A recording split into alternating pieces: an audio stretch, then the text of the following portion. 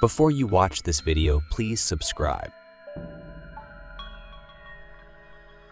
I've worked as a mortuary attendant for years, and I've seen my share of eerie occurrences.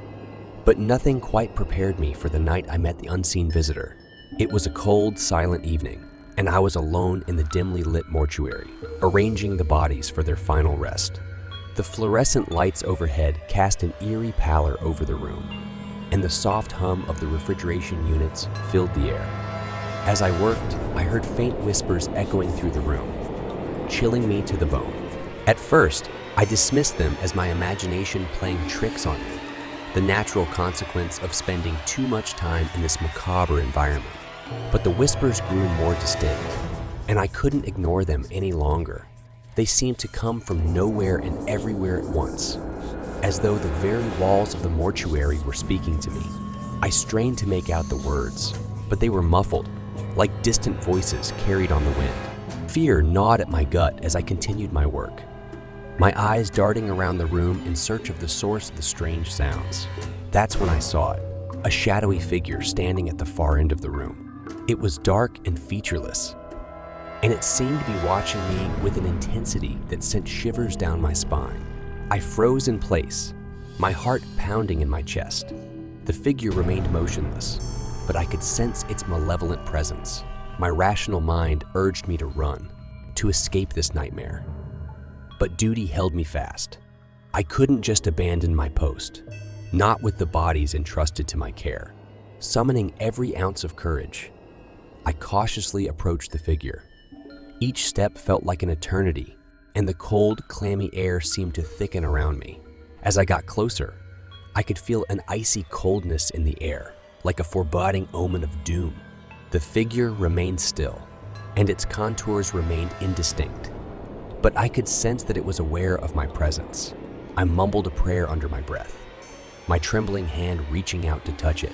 But as my fingers made contact, a shock of intense, cold coursed through my body, and the figure seemed to waver and distort, as if it were made of smoke. I stumbled back, terror coursing through me. I rushed out of the mortuary, leaving the unseen visitor behind in that cold, foreboding room. My breath came in ragged gasps as I slammed the heavy metal door shut and locked it, as if that would keep the malevolent presence at bay. To this day, I can't explain what I encountered that night. I never spoke of it to anyone, fearing they'd think me mad. But one thing is certain, I no longer work alone in the mortuary, and I always make sure someone else is with me.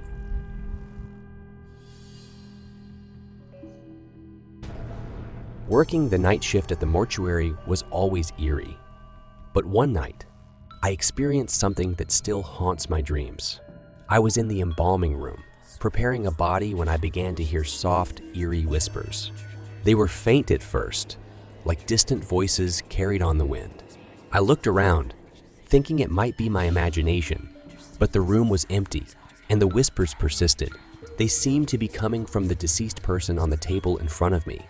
As I leaned closer, the whispers grew louder and more distinct. The voice was a woman's, and she was speaking words I couldn't quite make out. Fear gnawed at me as I realized the impossible. The dead were trying to communicate. I stumbled back, knocking over embalming supplies in my panic. The whispers grew frantic, and I could feel a presence in the room, as if the spirit of the deceased was trying to reach out to me. Unable to bear it any longer, I fled the room and locked the door behind me. I never returned to work that night, and I've since requested daytime shifts only.